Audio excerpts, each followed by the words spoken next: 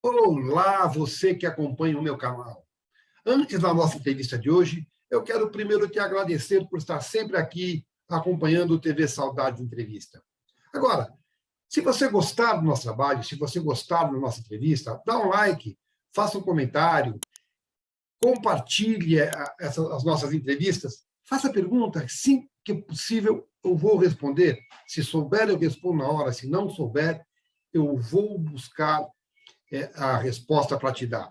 E também se inscreva, porque se inscrevendo, você ajuda o canal a crescer, você ajuda a trazer melhor conteúdo para você e mais. Você recebe automaticamente a mensagem, a informação do novo conteúdo que acaba de chegar. Então, curte aí. Vamos agora à nossa próxima entrevista.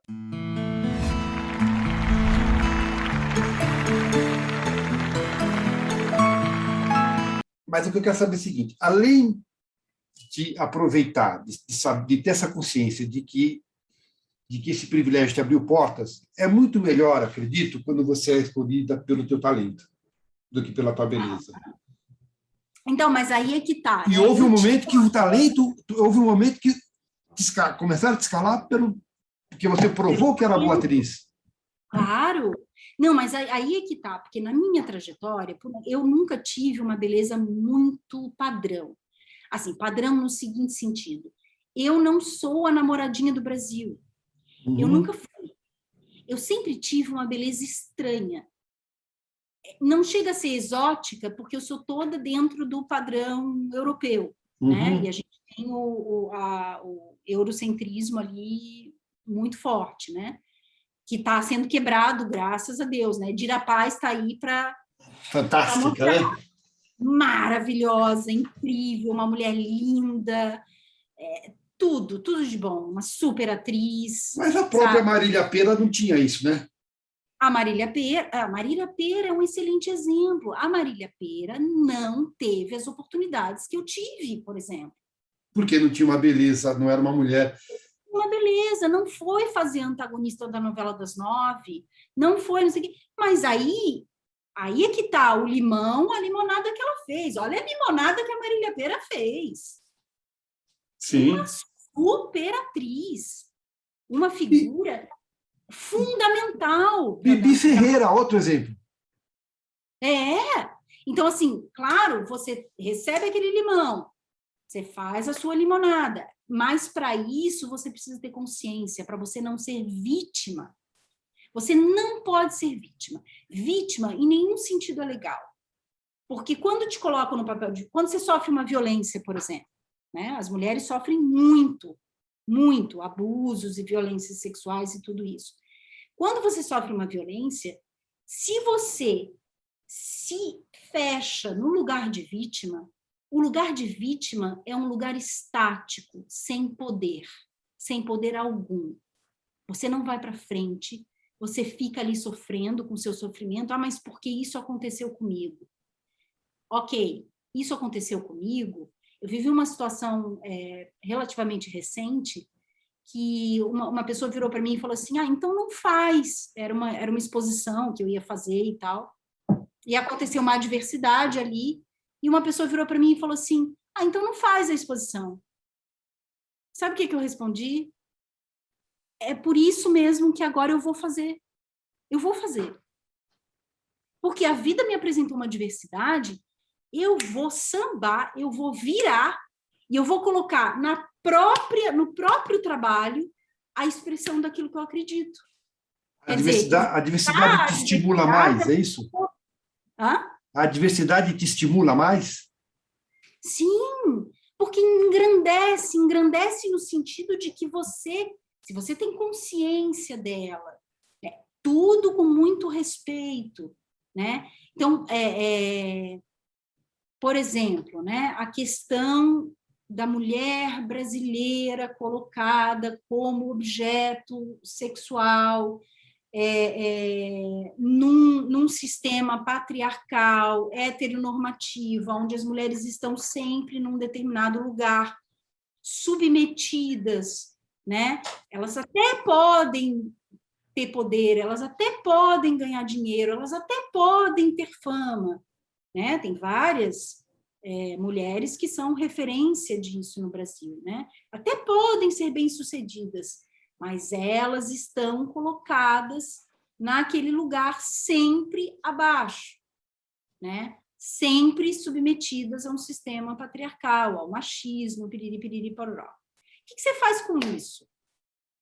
E a mulher negra sofre mais ainda, né? E a mulher negra sofre mais. Por isso... Tem o racismo e o sexismo ainda, né? Que bom que você falou isso, Américo, porque o feminismo, ele tem que começar pelo feminismo negro. Por quê? Porque as mulheres negras são as que mais sofrem preconceito, racismo, invisibilização, tudo isso. Elas são as que mais sofrem, né? Então, a gente tem que começar por elas, para depois chegar a mim, por exemplo, que sou uma mulher branca, cis, privilegiada, e tal. Então, mas a consciência, o Saramago já dizia, né, que a consciência é a arma do ser humano, é a melhor arma que o ser humano pode ter, é a consciência. Porque se você tem consciência, você muda aquilo, você muda aquela situação. Não é batendo de frente que a gente muda. Às vezes, a gente dá a volta e entra por outro lugar. Sim, né? Eu penso como você. Sabe? Às vezes não dá. O feminismo radical não bater funciona. De frente, às vezes, reforça o contrário, né? Reforça. Perfeito. É isso. Tem tanta coisa para te perguntar. Eu quero falar do teu trabalho como artista plástica, mas eu preciso te fazer uma outra pergunta ainda antes de a gente entrar nisso. Se der, a gente volta. Ah. Eu vi que você fez alguns remakes. Por exemplo, aqui, Anjo Mal foi um remake. Que mais você fez de remake aqui? O Profeta, enfim, o Astro. E paga essa conta.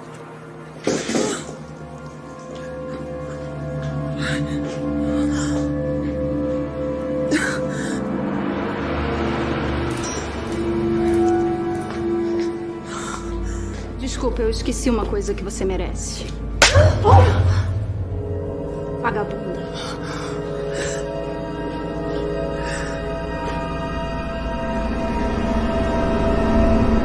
Primeira pergunta. Quando você convidada foi para fazer um remake, ou os remakes, você buscou referência nos atores e nas atrizes que tinham feito? Quando você faz uma substituição no teatro, você busca referência, esquece as marcações, mas você busca distanciamento? Eu confesso que não. Eu não vou primeiro lá. Eu vou depois. Depois eu olho, vejo, para eu entender. Às vezes eu já tinha, né, a referência, né? Sim, eu já sim. tinha visto e tal. Por exemplo, em Anjo Mal você fez a Uxa. Foi uma participação especial. Foi. Você lembra quem fez na primeira versão? Não. Aí depois... depois... Eu era muito novinha, assim. Eu também tinha uma coisa um pouco daquele frescor, né? Isso é bom também, isso é positivo, também não estou criticando isso, mas assim, quando você pega um personagem no início da sua carreira, você fica tão feliz com aquela personagem, né? Como é que você vai fazer?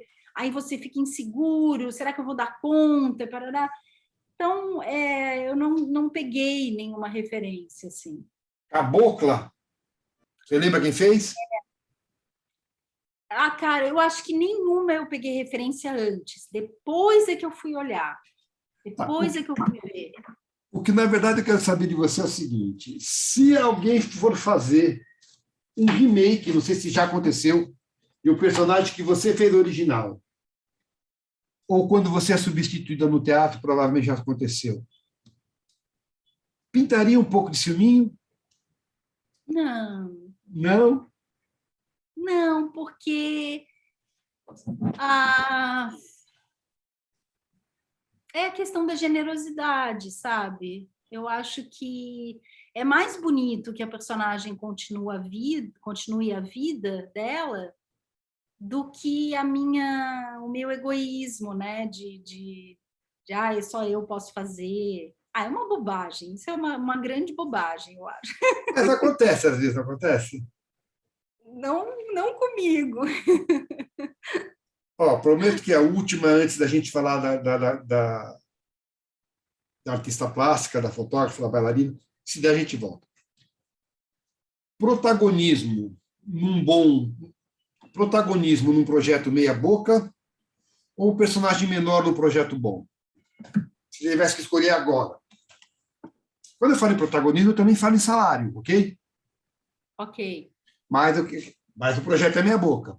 Aí você tem um personagem intermediário num projeto muito bom.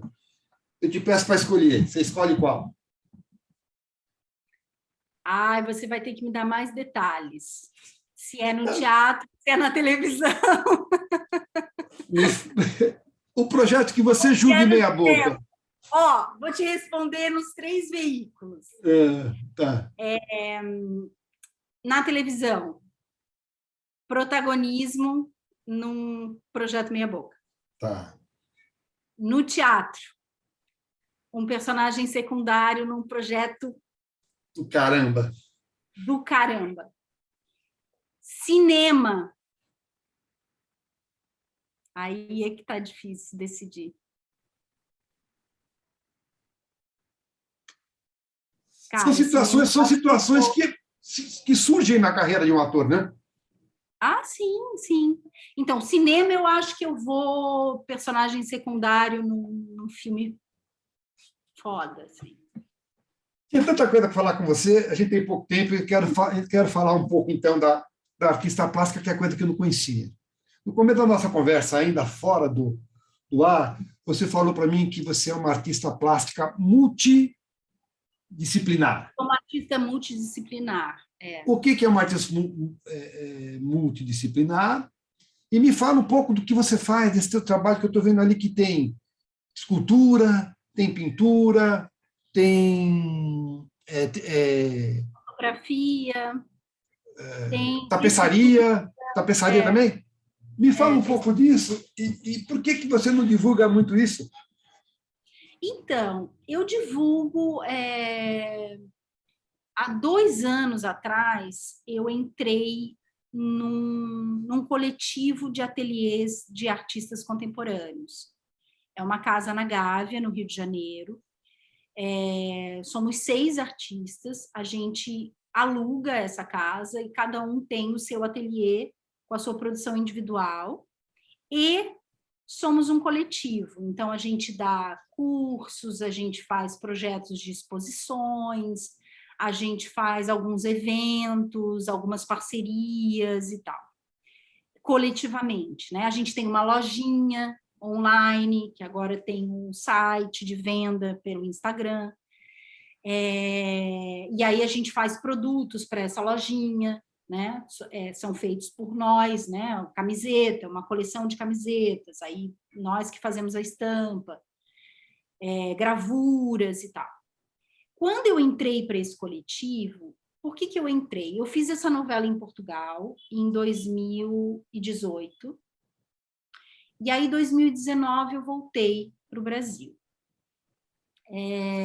Quando eu cheguei, eu me formei em fotografia lá pelos anos 2000, 2003, e em 2004 eu comecei a estudar arte no Parque Lage, que é uma grande escola referência de artes visuais, né, no Rio de Janeiro.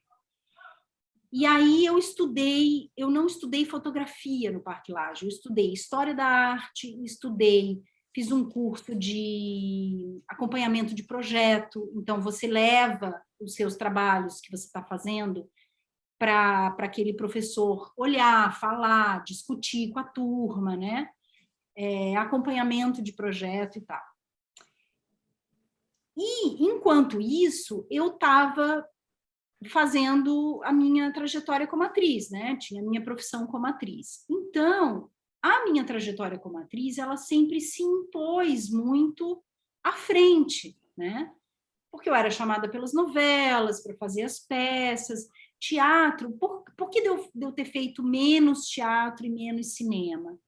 Porque são veículos que, para mim, ele se aproxima muito mais da arte, né? Por não ter a indústria seguida, né? Então, o teatro, quando eu adquiri uma certa clareza da minha trajetória, eu passei a produzir as minhas peças de teatro e a fazer aquilo que eu queria fazer no teatro. Por isso não são tantos, porque são mais seletivos, né? E o cinema, no início da minha trajetória, eu recebi muitos convites para fazer, e eu tinha muito medo dessas questões de ser colocada como objeto, da mulher colocada como objeto sexual. Eu tinha muito medo disso, eu tinha muitas questões com isso. Então, eu recusei muitos roteiros. Muitos roteiros. Hoje, talvez, eu não tivesse recusado tantos assim. Eu tivesse salvado... Mesmo assim, você fez 2 filmes, um curto e um longo, e você recebeu prêmios de melhor atriz nos 2. Pois é, pelos 2, né? Você deve se dar bem realmente com câmera, né? Eu amo cinema, amo cinema. E, assim, se algum diretor alternativo quiser me chamar para fazer um filme, eu vou fazer. Se for daqueles projetos, como você falou, eu vou fazer, porque eu amo. Mas eu tinha essa questão, assim. Mas a gente está falando das artes plásticas. Nossa. Aí eu peguei o conhecimento, né, o estudo que eu tinha. Enquanto eu estava estudando no Parque Lage, eu estava fotografando. Então, o meu processo, meu meio de produção era a fotografia, unicamente, né? Mas eu fazia uma fotografia de arte, e nem mesmo eu compreendia muito bem onde que ela estaria inserida no mercado, né? Por isso que as pessoas não sabem muito. Mas quantas vezes eu fui para o set de gravação com uma câmera na mão, né? Milhões de vezes. Assim. Viajei muito, fotografei muito e tal. Aí, quando eu voltei de Portugal... Não, minto. Antes de eu ir para Portugal, eu fiz a minha primeira individual na Fábrica Bering, que era uma exposição, chamava Paisagem do Tempo, e era uma exposição só de fotografia, né? Aí foi que eu comecei a colocar na imprensa essa parte do meu trabalho. Aí eu fui para Portugal. Quando eu voltei de Portugal, eu estava muito decidida a realmente colocar no mundo o meu trabalho como artista plástica. Mas era ainda como artista visual, né? Porque eu trabalhava só com a fotografia. Aí eu fui fazer um curso na Casa Voa, que chama Conversa Voa. É um curso bem horizontal, não tem um professor, são os artistas da Casa Voa, acompanhando os projetos dos artistas alunos. E aí eu comecei a fazer esse curso, e aí eles me chamaram para entrar para o coletivo. E aí foi maravilhoso, porque quando eu ocupei um espaço, eu comecei a produzir, Américo, sem parar, e veio a pandemia. Então, eu ia da minha casa, são 4 quadras, né, a minha casa daqui. Aí eu saía da minha casa, quando dava tempo, e vinha para o ateliê, produzia, voltava para minha casa. Eu fiquei durante 2 anos na pandemia, assim, indo e vindo. Então, eu trouxe, porque aqui a gente conversa muito, a gente se contamina muito, né? A produção de você olha, vê o que ele está fazendo, aí ele fala alguma coisa, ou a gente tem 2 mulheres artistas, eu e a Clarice Rosadas. E aí, vamos conversando, vamos se misturando. E aí eu comecei a desenhar, comecei a pintar. Com todo o processo criativo, assim, que é sempre muito processual mesmo, né? É um processo. Assim. Então, você faz uma coisa, aí você erra, aí você percebe que o erro, na verdade, não foi um erro, te direcionou para algum lugar que é mais rico, que tem uma linguagem ali, que ninguém faz, só você faz. Então, é um processo muito solitário que eu resgatei uma coisa da tessitura que era algo da minha infância. da minha avó, das mulheres da minha família. O tricô, o crochê, o bordado, eu resgatei e hoje eu faço esculturas têxteis. São esculturas a partir da tessitura que eu mesma faço. Às vezes eu coloco o objeto tridimensional saindo do plano bidimensional da fotografia. Né? Então, eu comecei a expandir a minha produção, os meus meios de produção. Fiz a minha primeira performance, que eu nunca tinha feito. Eu sempre tive o pensamento de performance, queria muito fazer. Durante a pandemia, eu comecei a fazer online, em casa. Eu fiz a minha primeira performance dentro do armário. Eu Olha, tirei tudo isso que está aí atrás, você produziu nesse período de 2 anos? Sim, tem muito mais, né? Aqui você está vendo pouquinha coisa. Assim. E você falou que tem muita coisa de autorretrato, de autoimagem. Aí, quando eu ainda estudava no Parque Lage, eu comecei a fazer uma série de fotografia que era na cidade, né? Assim, pela cidade. E eu comecei a me fotografar.